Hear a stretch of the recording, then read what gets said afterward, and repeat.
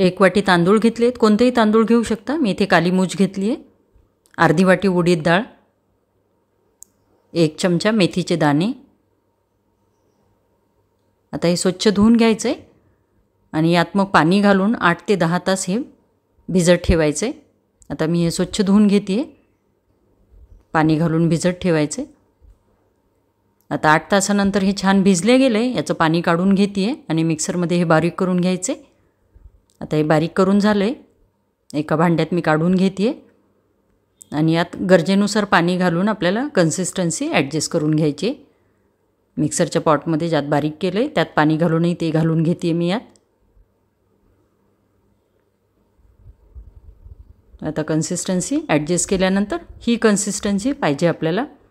आता हे फर्मेंटेशनसाठी 8 ते 10 तास ठेवायचे. मी ओव्हरनाईट याला फर्मेंटेशनसाठी ठेवते आहे. आता सकाळी हे पीठ छान फुलल्या गेलं आहे. फर्मेंटेशननंतर व्हॉल्यूम बघू शकता. आता हे छान फुलल्या गेलं आहे. आता मी यात एक बारीक चिरून घेतलेला कांदा घालून घेते आहे, एक बारीक चिरलेला टोमॅटो, अर्धी वाटी बारीक चिरलेली कोथिंबीर, अर्धा चमचा तिखट. हिरवी मिरची वापरू शकता, मी तिखट वापरते आहे कारण आप्यांमध्ये कधी कधी ते तोंडात येतं. आणि चवीनुसार मीठ. हिरवी मिरची आप्यांमध्ये खाली राहिली तर कधी कधी तोंडात येते, म्हणून मी तिखट वापरत आहे. तुम्हाला हवं तर हिरवी मिरची वापरू शकता. आता हे व्यवस्थित मिक्स करून घ्यायचे. आप्पे पात्र मी गॅसवर ठेवलं आहे, त्याला थोडंसं तेल लावून घेतलं आहे आणि आता यात हे पीठ घालून घ्यायचे.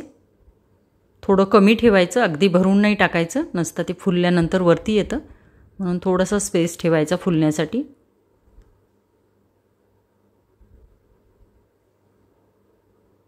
आता मी हे सगळ्या याच्यात भरून घेते.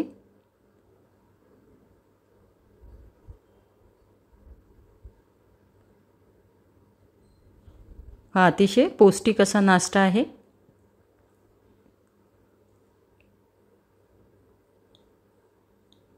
आता हे 7 ते 8 मिनिट असंच ठेवायचे.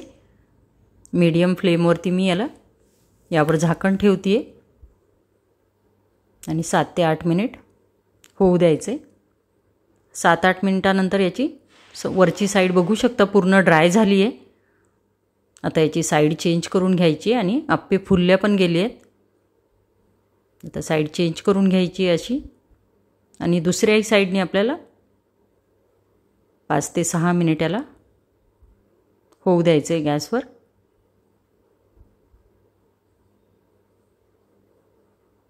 म्हणजे दोन्ही साईड व्यवस्थित भाजून घ्यायच्या आहेत.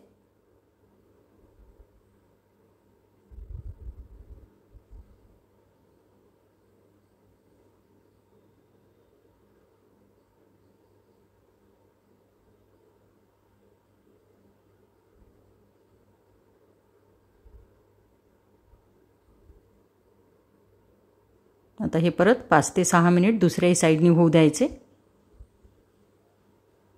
5-6 मिनिटानंतर आप्यांची मी साईड चेंज करून घेते. आता हे दोन्ही साईडनी छान तयार झालेत. जर तुम्हाला आणखी क्रिस्पी हवे असतील तर आणखी थोडा वेळ ठेवू शकतो. आणि आता हे काढून घ्यायचे आणि खोबऱ्याच्या चटणीसोबत सर्व करायचे. सोबत तुम्ही सांबारही देऊ शकता किंवा फक्त चटणी. खोबऱ्याच्या चटणीची रेसिपी ऑलरेडी मी उत्तप्प्यासोबत अपलोड केलेली आहे.